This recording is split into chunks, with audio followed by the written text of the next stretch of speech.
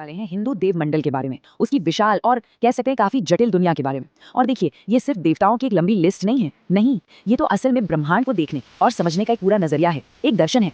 तो चलिए सबसे पहले ये समझते हैं कि हिंदू पौराणिक कथाएं आखिर हैं क्या। देखिए, ये कोई एक अकेली कहानी नहीं है, बिल्कुल नहीं। ये तो एक बहुत ही समृद्ध, एक बहुत ही खूबसूरत ताना बाना है, जिसे अनगिनत ग्रंथों और सदियों पुरानी परंपराओं से बुना गया है। और ये हमें जीवन के कई गहरे रहस्यों के बारे में बताती है।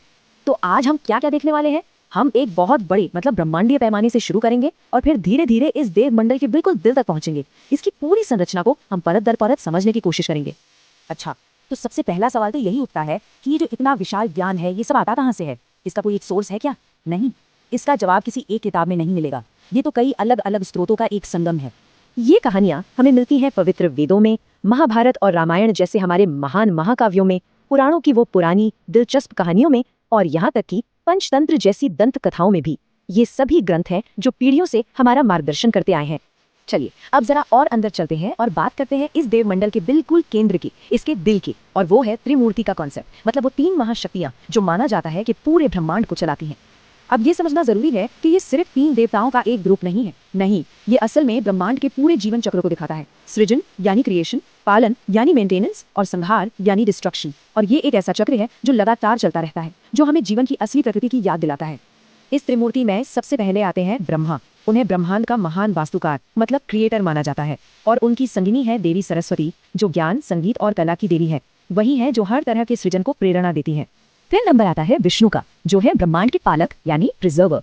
जब भी दुनिया में धर्म और व्यवस्था पर संकट आता है, तो वो अलग अलग अवतार लेकर धरती पर आते हैं। और उनकी संगिनी है देवी लक्ष्मी, जो सौभाग्य और समृद्धि की प्रतीक मानी जाती हैं।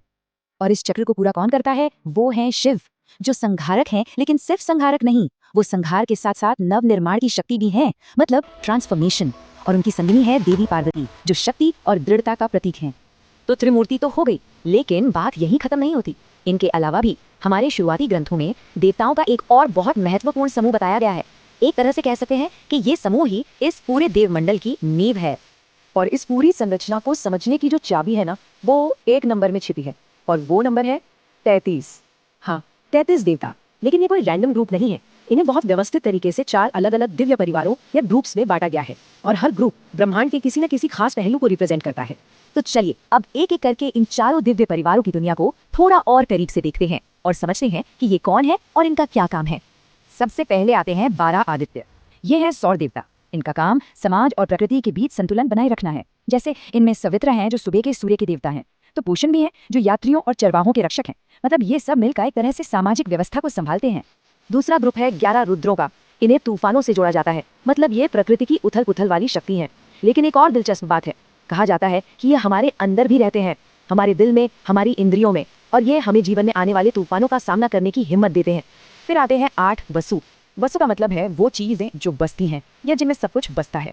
यह है ब्रह्मांड के मूल तत्व: अग्नि, जल, वायु, पृथ्वी, आकाश, सूर्य, चंद्र और ध्रुव तारा। ये वो शक्तियां हैं जिनसे हमारा पूरा अस्तित्व बना है, जो हमें सीधे सीधे प्रकृति से जोड़ती हैं। और आखिर में है 2 अश्विन। ये जुड़वा देता है और इन्हें दिव्य चिकित्सक कहा जाता है। इनके नाम है नासत्य और दस्तर। एक तरह से ये हमें याद दिलाते हैं कि आरोग्य और उपचार की शक्ति हमेशा हमारे आसपास मौजूद है। तो अब हमने इन सारे ग्रुप्स को देख लिया: आदित्य, रुद्र, वसु और अश्विन। तो अब चलिए थोड़ा जूम आउट करते हैं और इस पूरी ब्रह्मांडीय व्यवस्था को एक बड़ी तस्वीर के तौर पर देखते हैं। इसे समझने का एक अच्छा तरीका है, इस पूरे देवमंडल को सिर्फ देवताओं के नामों की एक लिस्ट मत समझिए। इसे एक तरह की दिव्य सरकार या एक कॉस्मिक एडमिनिस्ट्रेशन की तरह देखिए, जहाँ हर देवता का अपना एक खास पोर्टफोलियो है, एक विभाग है। कोई तत्वों को संभाल रहा है, कोई सूर्य को, तो कोई रीति रिवाजों और सेहत को। और ये वाकई कमाल का सिस्टम है। ये दिखाता है कि कैसे हर एक देवता, चाहे वो वसु हो या आदित्य, इस पूरे ब्रह्मांड के संतुलन को बनाए रखने में अपना एक बहुत जरूरी रोल निभा रहा है। और कहीं ना कहीं ये हमें ये भी याद दिलाता है कि हम सब भी इस बड़ी व्यवस्था का ही एक छोटा सा हिस्सा हैं। तो आखिर में एक सवाल हमारे सामने आता है, देवताओं की ये जो इतनी व्यवस्थित, इतनी स्ट्रक्चर्ड दुनिया है, जहाँ हर शक्ति का अपना एक स्थान और काम है, ये हमें ब्रह्मांड में हमारी अपनी जगह और हमारे जीवन के अर्थ के बारे में क्या सिखाती है? इस सवाल पर जरूर सोचिएगा। अगली बार फिर मिलेंगे। नमस्कार।